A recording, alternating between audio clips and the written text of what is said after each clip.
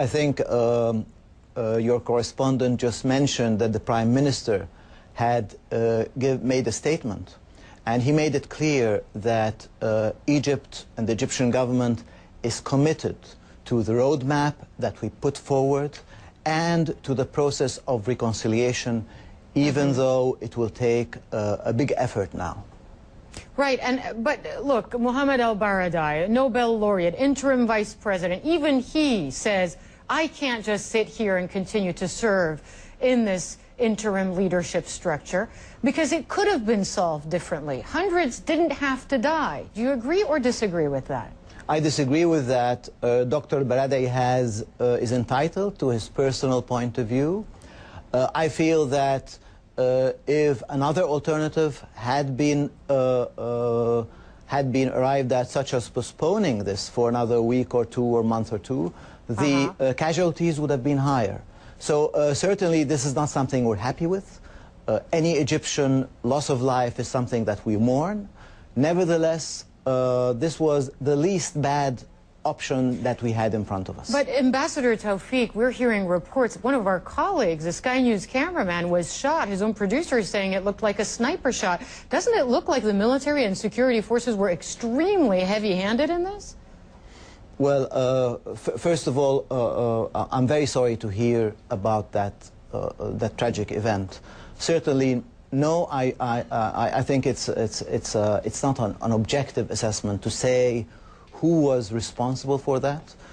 We certainly need some time to gather evidence and to reach a conclusion what exactly happened, who shot the shots. We know that some of Dr. Morsi's supporters were heavily armed. We know that there was exchanges of gunfire. We know that many on the police side were killed. And certainly we mourn everyone who's lost their lives, but we have to move forward. This was necessary, unfortunately, and we have to move forward.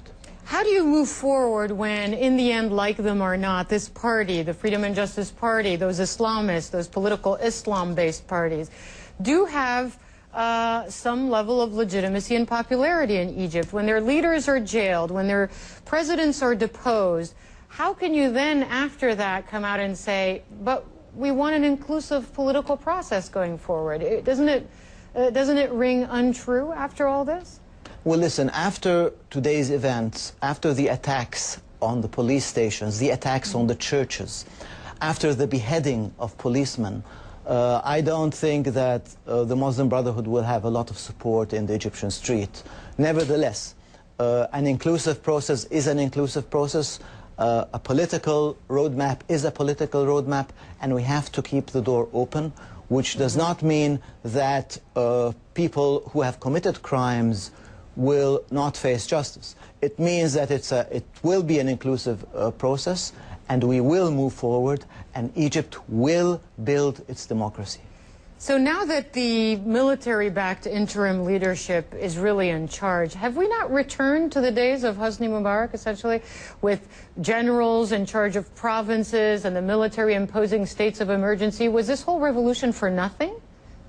Absolutely not. Absolutely not. The events in Egypt are moved, and the locomotive for the political motion in Egypt are the Egyptian people, the Egyptian masses. The Egyptian people is firmly in control, and the Egyptian people have made their decision. They want democracy, and the Muslim Brotherhood wasn't giving them democracy. And will you support them? And will you support them if they go back out on the street if the military doesn't give them democracy? The Egyptian people is in charge of Egypt. They have a right to guarantee their own future. It's up to me, to the military, to the Egyptian government, to serve the interests of the Egyptian people.